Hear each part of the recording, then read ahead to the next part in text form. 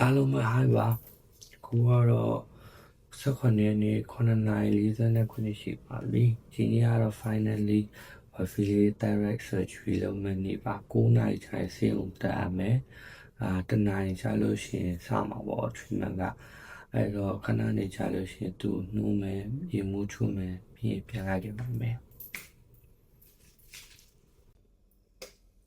Wake up, midnight, wake up, darling.